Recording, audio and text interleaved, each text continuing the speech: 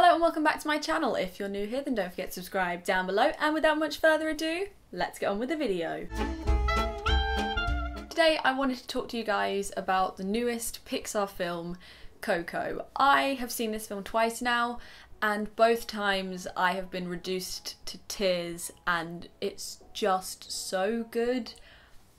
I can't express how much I love it in just words. It's really hard for me to explain why I love it. It's just so amazing. So first of all, I know that Coco came out months ago in America, and I know that they all got the hype and they all loved it, and I don't know where else in the world got it, but I'm pretty sure the UK is one of the last places to get it. And I went to see it in its previews, which were a couple of weeks ago now. I can't remember what the exact dates were, and I just sobbed. Okay, the film finished and I just sat there and I was just like, guys, you're gonna need to give me a moment, because I was with my friends, and then I was just like, tears down my face for a good 5 minutes. It was just so good, and I'm just so emotional. And then today I went to see it again, which when you're watching this, it'll have been last Tuesday the 23rd. Yep, the NTAs are on tonight. I went with my friend Lucy, and the first time we went,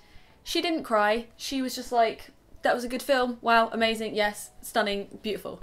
This time it finished, the lights came up, and then she just looked at me and was like, I didn't cry the first time, but I am now. And she was just crying, I was crying, there was a lot of crying. So what is the film about? I want to keep this video as spoiler free as possible. Basically, the film is about a small child called Miguel who is obsessed with music and loves music, but his family believes that music is a curse because many generations ago Miguel's great-grandfather left to go and pursue a musical career instead of looking after his family, and thus the family all banished music. And then the story is about Miguel ending up in the land of the dead and trying to make his way back to his family and realising that family is like a big thing, and of course your whole soppy Pixar Disney storyline is there, but it's done so well and so perfectly that I think that's why I cried so hard, because the film finished and I wasn't sad. Like, I was content with what the film gave me. Okay, I was sad from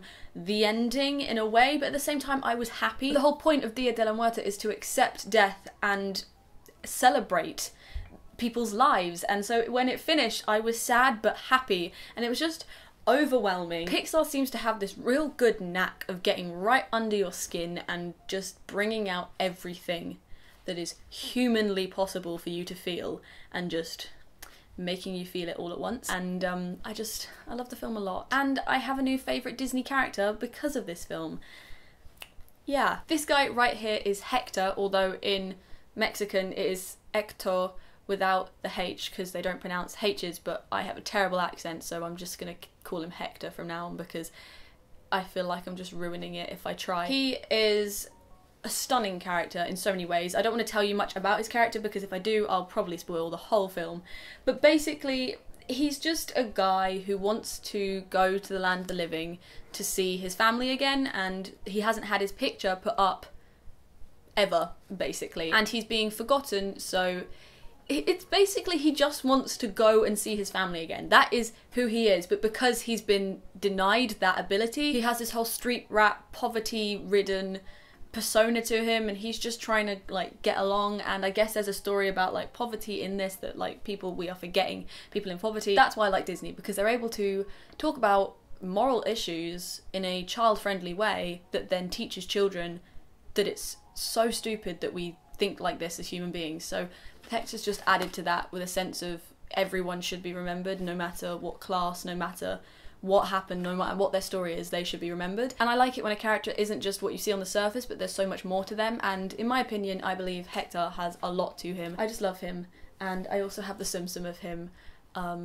Yeah. You'll see these guys in a haul that's coming out, I think, next week, but I just love Hector a lot, and I just love it a lot, you know? One thing specifically I want to talk about in this video is the fact that I was able to see a lot of Easter eggs. I don't know if I found all of the Easter eggs, but I found 4. Now, I'm not going to tell you exactly what those Easter eggs are, but I'm going to tell you where to look out for them, so then you guys can see them for yourself and feel proud about seeing them, because boy did I feel proud, because I've never seen Easter eggs in Pixar films really before unless I looked it up afterwards, so I was proud. The first one is part of the no music sequence. You'll understand it when you see it. Basically, Miguel's grandmother is like, no music, and in that scene you will see an Easter egg. It's a blink and you miss it Easter egg, but there is one there. The next one is quite soon after that, and Miguel is running through the marketplace and he puts his hands through loads of like little skeleton ornaments. If you look on the right side of the screen, you'll see another Easter egg, which I really loved, because that was the first one I saw and I was like,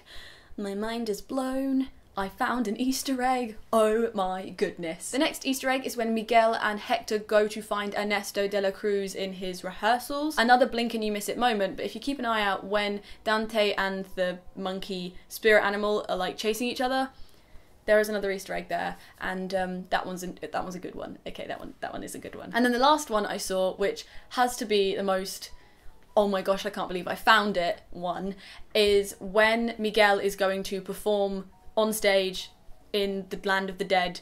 If you look on the wall, just to the side, on the right hand side of one of the scenes, you will see another Easter egg, which I saw and I was just very happy that I found it, because I was like, I see what you did there, Pixar. I see what you did. Usually Pixar doesn't specifically have music in its films. They're not specific songs that are sung by characters. I can't really think of many Pixar films, if any Pixar films, where they've had a main character singing their own song. I mean, you had You've Got a Friend in Me from Toy Story, but of course none of the characters specifically sang that. You have the song from Up that everyone knows, but that was just an instrumental. You have all these songs, but they're never specifically sang by any of the characters that you're watching. Coco is more like the traditional Disney princess films in a sense of the characters sing their songs, and the songs that they sing are amazing, and I've literally been listening to nothing else but the Coco soundtrack for the past 2-3 weeks, because it is honestly stunning. Now the main song, which was nominated for quite a few awards, is Remember Me. Now this song is sung a total of 4 different times when you go and see the film in the theatre, and every single version of that song, in my opinion, is great. Even the end credit song. Now Disney seem to go really poppy with their end credit songs. I mean, Demi Lovato's Let It Go, you may enjoy it, I'm sure you do. I enjoy it as a song, but for a credits song it was a bit like, okay honey, we get what you're doing. But the Coco one, I love it, okay? They extended Remember Me and they added a little da da da da da da da da da. That was terrible, but they added a little thing to it and it just made it slightly different, but also just still traditional and keeping in with the culture that they were trying to portray in their film, and it was just beautiful. Also, the third time Remember Me is sung is by Miguel, and it hurts every time I listen to it. I can't listen to it without crying. For example, this is me listening to Remember Me, Miguel's version. Remember me each time you hear a sad guitar. I'm a mess. I'm a mess. So many characters sing. Obviously Ernesto de la Cruz sings, Hector sings, Miguel sings, and then a couple of other characters sing, but I'm not going to tell you who they are because that would literally spoil the film. But everyone that sings is so unique in their singing voice that it doesn't sound 100% perfect, but it sounds so beautiful. And the kid who plays Miguel, I have no idea the actor's name, but he is unbelievable. I love the film and I didn't really know what I wanted to say other than you need to see it now. I think it might be one of my favourite, if not my favourite, Pixar film that I've ever seen. But I can't put that in concrete stone yet because I need to rewatch all the other Pixar films again, and then I can make my final, this is my favourite Pixar film ever created. Because, I mean, you've got WALL-E, you've got Bug's Life, you've got Toy Story, you've got Monsters Inc., you've got Cars, which I did enjoy, okay? The first Cars and the third Cars, that's 2, Amelia. The first Cars and the third Cars, I loved. The second one, questionable. But there are just so many Pixar films, and I know I've just forgotten a lot. To have Pixar still be such a big thing and still be able to make movies that make me cry and make me happy and just bring out every emotion that I have is just a joy. And honestly, it's the best thing when you are selling a guest something that you love. So for instance, someone came up to me with a Miguel plush and was like, hey, I'd like to buy this, and it just made me really happy because even if it is a tiny part of it, I'm part of the company that made Coco, and for someone that wants to go into film, it's a starting point, you know? So Coco was great. I loved it. If you haven't seen it, please, I beg you to go and see it. You are missing out. I'm not over exaggerating in any way. You are literally missing out if you do not see this film. The animation is insane. Disney and Pixar are just getting better and better with their animation. The fact that Miguel is obviously totally turning into a skeleton because he's in the land of the dead, and that's like the story, and you see like the skeleton beneath and then like a glow of his normal human body, and that's throughout the whole film. Like, this is animated throughout the entire thing, and it's just insane to see what they can do with animation nowadays. And